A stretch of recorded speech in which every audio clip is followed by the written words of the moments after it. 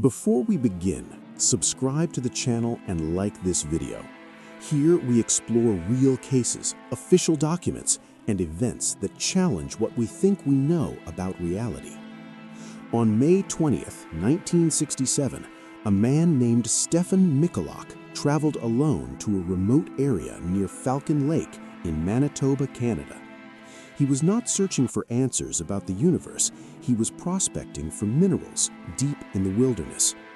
What happened next would become one of the most disturbing close encounter cases ever documented. While examining a quartz vein, Michalak noticed a strange sound overhead. Looking up, he saw two cigar-shaped objects descending from the sky. One of them landed on a flat rock formation nearby. The other hovered briefly, then departed at high speed. The landed object was silent. It had no visible wings, no exhaust, and no markings. Its metallic surface appeared hot, glowing faintly. As Michalak cautiously approached, he noticed what looked like an opening, similar to a hatch. Believing it might be an experimental military craft, he called out in English, then in Polish and Russian. There was no response.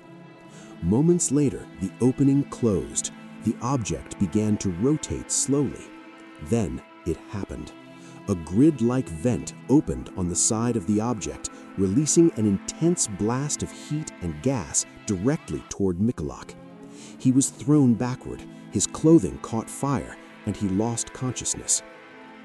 When he regained awareness, the object was gone. Disoriented and in severe pain, Michalak stumbled back towards civilization. He suffered from nausea, weakness, and a strong chemical odor clinging to his clothes. Doctors later documented unusual burns on his chest and abdomen, forming a precise grid pattern that matched the vent he described. Medical records were created immediately. Hospitals treated his injuries.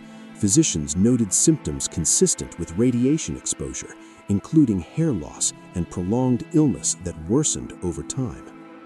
Authorities became involved. The Royal Canadian Mounted Police investigated the site.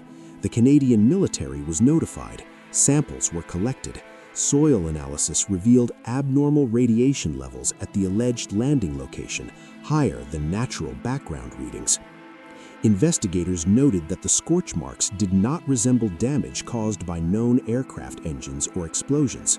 Nearby vegetation showed signs of intense heat exposure without being burned. There were no military tests scheduled, no classified exercises acknowledged in the area.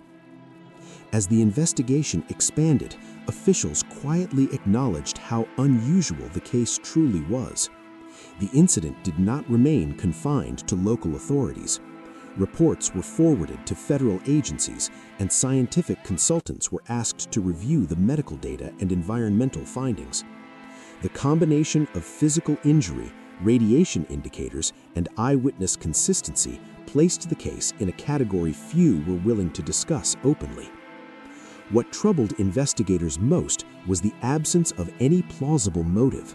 No test flights, no classified projects, and no foreign incursions were logged in the region. Yet the evidence suggested a deliberate landing rather than an accident. The object appeared to arrive, interact, and depart with purpose. Even more unsettling was the long-term effect on Michalak's health. Years after the incident, he continued to suffer recurring symptoms, reinforcing the conclusion that the encounter had lasting physical consequences, not psychological ones. Friends and family later described a man deeply affected, living with unanswered questions and a sense that something had been deliberately hidden from public view. As time passed, public interest faded, but official curiosity never fully disappeared. Requests for clarification were quietly dismissed, and files were archived rather than resolved. The lack of transparency did not erase the facts, it only deepened the mystery surrounding what truly occurred in the Canadian wilderness that day. Despite a thorough investigation, no conventional explanation fit the evidence. Michalak had no history of mental illness. His account never changed.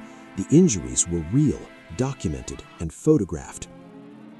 The case reached federal agencies. Decades later, Canadian government files continued to acknowledge the incident as unexplained. No experimental aircraft was claimed, no foreign power took responsibility, and no natural phenomenon could account for a landed object, physical burns, and residual radiation. Falcon Lake stands apart from many UFO cases because it left something behind, not just memories, but physical proof, medical documentation, police reports, government files, and a man permanently affected by what he encountered. The questions remain unanswered. What landed in the wilderness that day? How could a human body be injured in such a precise and unnatural way? And if this was not human technology, why has no explanation ever emerged? Perhaps the most unsettling thought is this: if an object could land, interact physically with a human being, and leave measurable evidence behind, what does that say about our understanding of reality? And how many other encounters may have occurred in places where no one survived to report them? If this story made you question reality, like the video, subscribe to the channel, and stay with us for more real cases that challenge everything we think we know.